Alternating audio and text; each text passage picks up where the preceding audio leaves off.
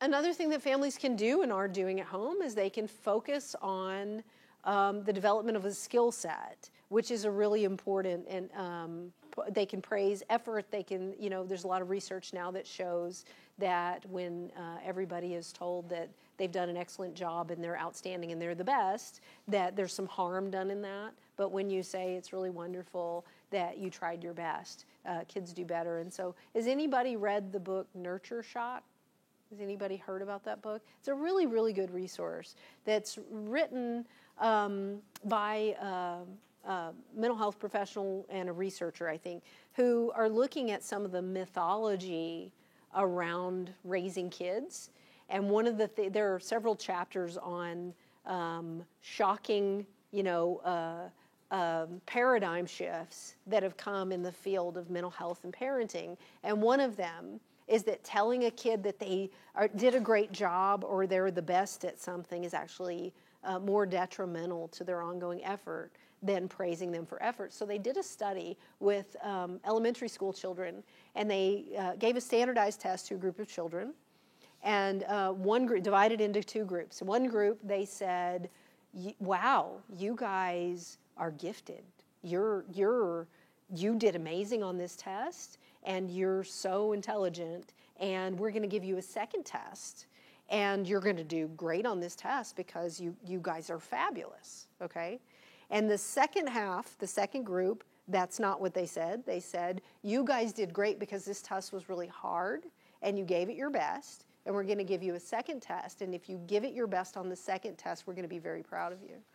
And the second group not only did better, but they did better by such a wide margin that it was really kind of rocked the foundation of all this praise your kids parenting that we see going on. And, there's a growing discussion that when you praise effort, and there are articles written, I'm sure everybody's seen that stuff, but some of it comes out of this book, Nurture Shock, that when you praise effort and you praise learning, kids do a whole lot better than if you specifically praise talent or success. And so saying like you won, right, is actually less helpful than saying you trained really hard, or you stayed committed during the whole soccer game. You kept your attention on the game. Good job is actually a lot more helpful than saying good job your team won or good job you scored a goal. Is it because it's the specific behavior that you're praising, so it reinforces that behavior? Yeah, and so there are a couple of theories behind that. But one of the theories I think that's really important is that when you tell somebody, you're smart, okay, that's one that I think that we're learning more and more the detrimental nature of that. What ends up happening is they start to fear that it might not be true, and they're afraid that if they really give effort and they fail, that people won't think they're smart anymore. And so when you praise a trait or a single success, then they end up feeling that if they fall short, that it's somehow a hit to their image or their character. Yeah, and so it's interesting, right? Because I think for years we've been told, like, praise your kids. And this is a great example of something where we within the field, we have to educate that this is not being done correctly, and we have to really rethink the nuance of how we're doing it because it's not working the way we want it to. One of the other things that parents do well that we can, praise them when they do is offering unconditional love, so that, I see a lot of families where it doesn't feel like the love is unconditional, where maybe dad is a big sports fanatic and he's pushing his son to be the best at sports. And if the child falls short, then dad is angry. And so guiding parents to do that part better and praising them when they do it well. There are certainly many parents who are saying, hey, if you don't want to do baseball next year, you don't have to do baseball next year, and that's fine. You're good at baseball, and you've done a fine job, but if you want to try something different, I'm going to let you do that. And teaching them that's a good move, as opposed to saying, you're not committed, you're giving up on your team, this is not okay. That kind of stuff is harmful. And teaching parents that they're doing a good job when they're not doing that harmful stuff is important. Okay, and then psychological skills. So I care a lot about this issue of psychological skills because I think when I'm seeing 20-somethings in the college years, I'm not always seeing the biology of mental disorders. I'm seeing the failures of our educational system and our families to teach these kids skills. And so I'll give you some examples of how that works, and you think about up to this point, what the family and the school's job is. I see young adults who come in to see me and they're failing out of college and they believe they might be depressed. And the reason they're failing out of college is they don't get up in the morning to go to school. They stay up late. They play a lot of Call of Duty, a whole lot of Call of Duty. They watch a whole lot of Netflix. They stay up till 3 in the morning, and then they schedule 8 o'clock classes, which was never a good idea, and they don't get up and make it to class. And so, a lot of what the parenting years are for is preparation for later and the teaching of skills. And again, some families are doing that well. We teach skills in a number of ways, right? We teach skills by requiring, in my home, and this is probably true for some of you, my kids come home, they get off the bus, they sit down at the dining table, and they do homework. And they take a few minutes, have a snack, and then they sit down and do homework. And that's a really good, it creates order in the home, and that's good. But the other thing that it does is it teaches a skill. It teaches them to do the work first and have fun later, and that's an important life skill that kids need. And throughout the home, parents are doing this. Parents are teaching through the use of chores, right? Parents are teaching conflict resolution. They're teaching how we talk about our feelings. There are all kinds of things that they're teaching that are important. And it's important as we define, you're the one out there, you're the one managing what goes on at home. How do you do that? Well, you do it through these things that you do every day.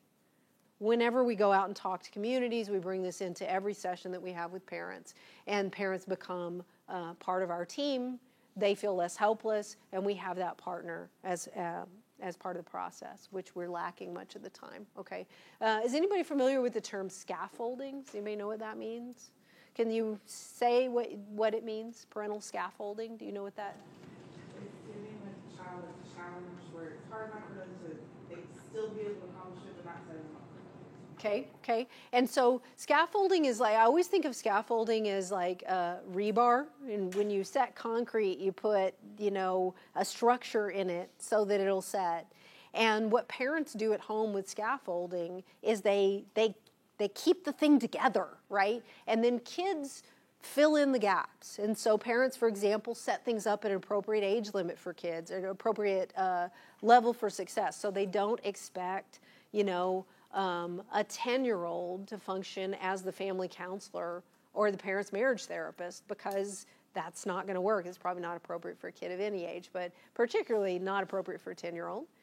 And they also don't take a 10-year-old and tie their shoes for them. That's something I've seen, again, repeatedly, that providing that structure involves putting them at the appropriate level, right? And it means providing the backbone and letting them fill in the gaps and do everything they can do on their own, but just showing up and providing something in between when they're not ready, and to create that whole structure that stays in place while they grow, okay?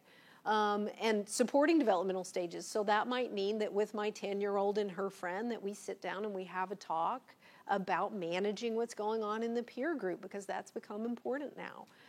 We have a talk about how some of our friends have entered a stage where they're harder to deal with, and there's a lot more conflict, and there's a lot more infighting. Maybe we do a little bit better if we kind of one-on-one with the friends on the playground instead of trying to get 5 girls to agree on something. Maybe it's time to rethink some things. And so we help support their stages by walking along with them and teaching them teaching kids what they need to know at the different stages.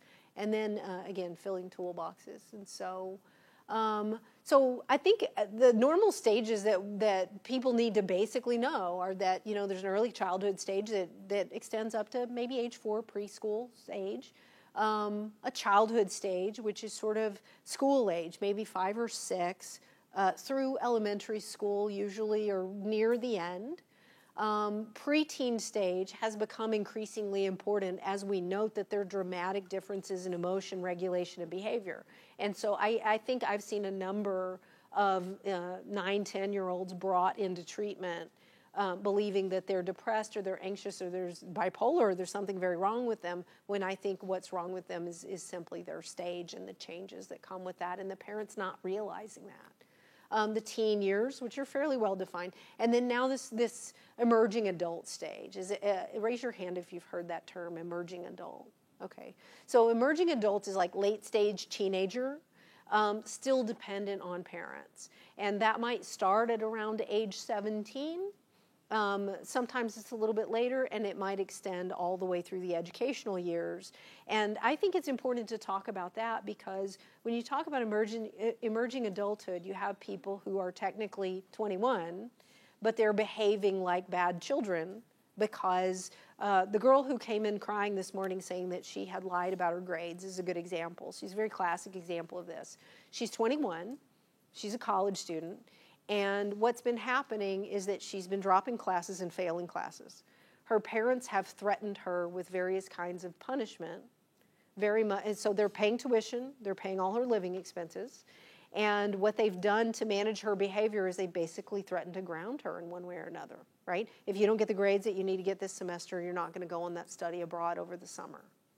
So the reason she lied about her grades, this being set up like adolescence, because she leaves for the study abroad in a week, and she wants to delay her parents finding out about the drop classes and the failed classes until she's in Europe. And the reason she's doing that has to do with the way that they're structuring parenting and the fact that they're treating her like a younger child. So the accountability process they have is like the accountability process you have for a teenager. You do the wrong thing, you lose a privilege, which is probably not the right thing. And I don't think enough people understand that. They don't understand that we progress through these changes, behavior and emotion regulation changes through them, and what parents do in the home makes a big difference for what happens and how it turns out. How do you address some of these behaviors? There's cultures where, not because they're necessarily treated as adolescents, it's just a cultural aspect of making their children feel like they want to. Right. Right. And so I don't know if everybody heard the question, but how do you address the cultural aspects of certain groups parenting their child until they're married or whatever? And I have joked quite a bit. I see this in ethnic minorities, and it's particularly strong in the Jewish community. I have a lot of Jewish patients, and people parent and stay involved for a long time in the Hispanic community. Immigrant populations, there's a whole lot, again, of heavy-handed involvement. And so what I encourage people to do with that stage is to focus on accountability, okay? And so it's okay to help your child, but if your child breaks a window, they need to pay for the window to be repaired, right? And likewise, if your 20-something violates the policies for grades on campus and goes on academic probation, it's very important not to rescue your child from that. And I think where parents get confused is not really, the love is fine, the financial assistance is fine, but parents jump all the way in and do a lot of problem solving for their kids at that stage, and then they wonder why their kids don't grow up and why they act so immature. And again, I see a lot of heads nodding because we're seeing a crisis of this these days. There are a lot of young people who are ill-equipped. And if we step back into childhood and we help parents do a better job all the way through, this wouldn't be happening, but they don't know how.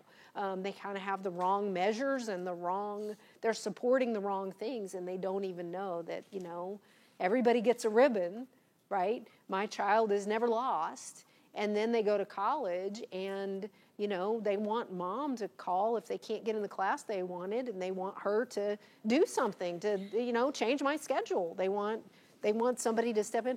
I have a friend who's a college professor, and she does advising. And she said, the weirdest thing over the last probably 5 years is parents coming to advising. This never happened before.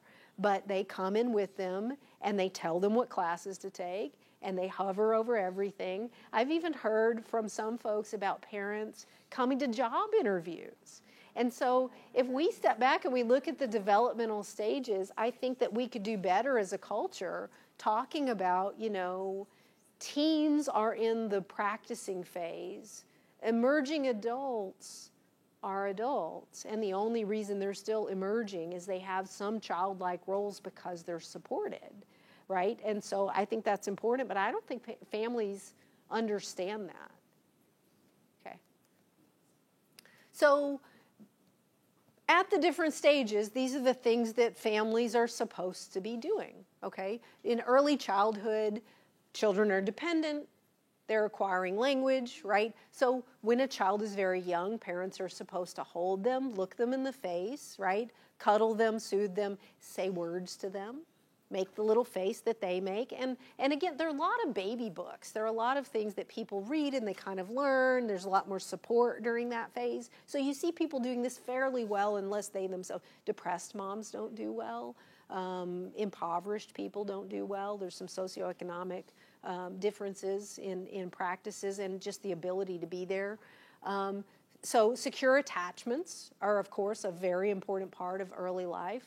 I'm here, you can rely on me, I'm steady and stable, and I care about you kind of attachments. Ensuring physical safety, obviously. Plug covers and, keeping kids from running in the street, right?